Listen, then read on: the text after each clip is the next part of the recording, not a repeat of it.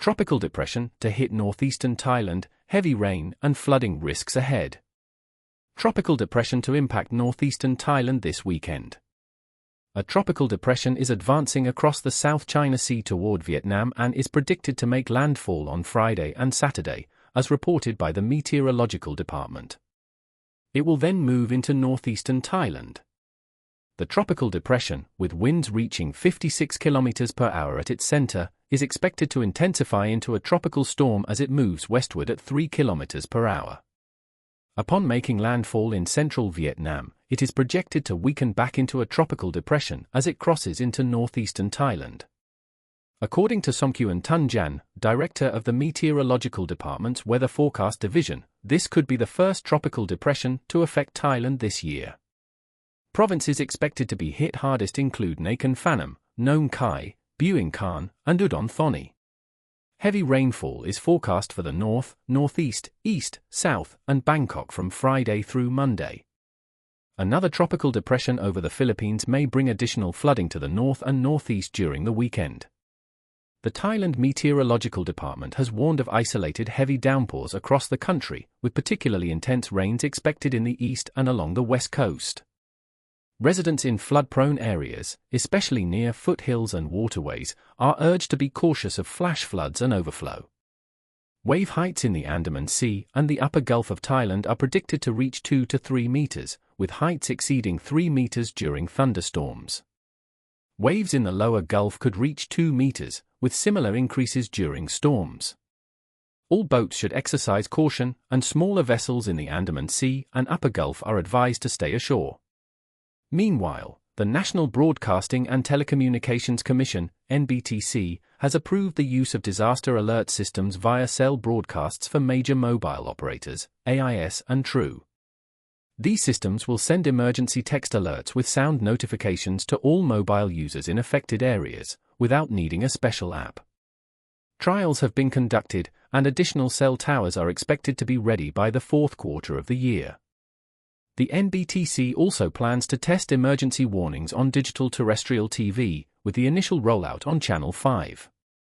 In my view, while this is a positive step, extending the alert system to cover all TV channels would be even more effective in ensuring public safety.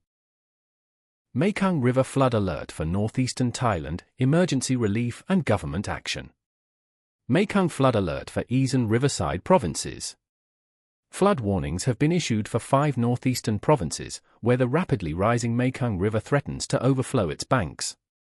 On Tuesday, the Office of the National Water Resources warned that a large volume of floodwater is moving downstream, posing a flooding risk this week to the provinces of Bueng Kan, Nakhon Phanom, Mukdahan, Amnit Charoen, and Udon Thani.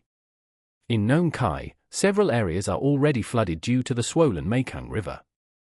The municipal zone in Mueng district is one of the hardest hit, with business activities grinding to a halt over the past few days.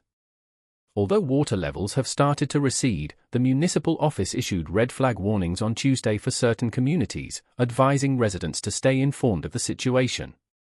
In some parts of town, road closures remain in effect due to floodwaters eroding the surface. In Nakhon Phanom, the Mekong continues to rise, but Municipal Mayor Nuat Kirwiriabunya remains optimistic, stating that the river's level is still 3 meters below the critical threshold. Residents and vendors along the riverbanks have been urged to relocate to higher ground, with Nakhon Phanom Stadium set up as a potential temporary shelter if needed. After passing through Udon Thani, the Mekong flows into southern Laos. Cabinet approves 3 billion baht for flood relief. On September 17, 2024, the Cabinet approved an emergency budget of 3.05 billion baht from the Central Fund to aid flood victims whose homes and properties were damaged by recent flooding. Jirayu Hwangsap, an advisor to Prime Minister Paetongtarn Shinawatra, announced that the Prime Minister has directed the Interior Ministry to streamline the process of providing financial assistance, ensuring swift relief for those affected. Instead of requiring photos or documents as proof of damage, Jirayu explained that officials can conduct on-site inspections to assess damage. Homeowners with properties that are 70% damaged will receive at least 230,000 baht in compensation. During a special meeting on Monday, several remedial measures were discussed, including a 30% reduction in electricity bills for September and October in flooded areas and compensation for homes submerged for more than 3 consecutive days. The cabinet also established an ad hoc committee to coordinate relief efforts in response to flooding and mudslides and created an operations center to manage disaster response. Thailand's new visa regulations, a breakthrough or bureaucratic hurdle. Thailand's new visa rules, a boost for tourism and residency or added bureaucracy. Thailand has introduced a set of new visa rules designed to enhance tourism and attract long-term residents, but the changes have sparked mixed reactions. While some see the reforms as a significant step toward boosting economic growth, others worry they might complicate an already challenging process. The updated regulations include extended stays for certain visa categories, the introduction of digital nomad visas, and easier pathways to long-term residency. A key part of this overhaul is the much-anticipated Destination Thailand Visa, DTV, which now allows visa-exempt tourists to stay for up to 60 days, instead of the previous 30 days. The DTV has been hailed as a breakthrough for remote workers, permitting them to work for foreign companies without the need for a local work permit. However, the Interior Ministry has imposed restrictions, clarifying that such work should not negatively impact the Thai economy.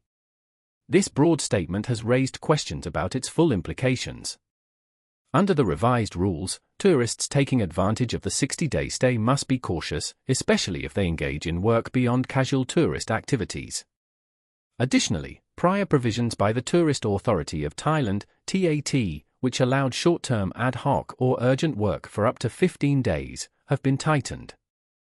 The new guidelines state that while attending meetings is still acceptable, more extensive work will require a temporary work permit. These permits are capped at 2 15-day terms. While some travelers and expats are concerned that the increased scrutiny and documentation could add complexity to the visa process, supporters argue that the reforms offer a more transparent and structured approach. Proponents believe that these changes, including streamlined pathways for medical tourism, family visas, and even film production, will attract high-spending tourists and long-term residents, benefiting Thailand's economy. In a further development, visa-exempt travelers will soon need to navigate the new Electronic Travel Authorization (ETA) system. This system will require visitors to seek permission in advance and will use a shared database with Interpol to vet applicants for any criminal or deportation records. With the reforms now in place, the big question remains: will these new visa rules transform Thailand into a more attractive destination for tourists and foreign professionals, or will they add more red tape to an already complex system? Bangkok seizes 7,300 unsafe Chinese bug repellents, major safety and health risk revealed. Major crackdown in Bangkok, 7,300 unsafe Chinese bug repellents seized, September 2024. Paul Myjen Withayashri Prasatpap, head of the Consumer Protection Police Division, proudly displayed the seized insect repellent devices during a press conference in Bangkok on Tuesday. In a significant enforcement action, authorities have confiscated approximately 7,300 Chinese-manufactured plug-in bug repellent devices from 3 different warehouses in Bangkok. The devices, found in warehouses on Sukhumvit Swar 54 in Phra Khanong, Thien Thale Doi 20 in Bueng Kan Thien, and a commercial building at Sampeng 2, Market on Kanlapafruik Road in Bang Khai, were flagged for posing potential health and fire hazards. The operation was launched following a warning from the Food and Drug Administration, FDA, about the widespread sale of unsafe plug-in repellents online. These products, which bypassed the FDA certification process, were found to have entered the country through smuggling routes and were being sold at a significantly reduced price, about 20 baht each, compared to the standard 60 baht. Investigators expressed concern that the unauthorized devices might contain dangerous substances or be contaminated.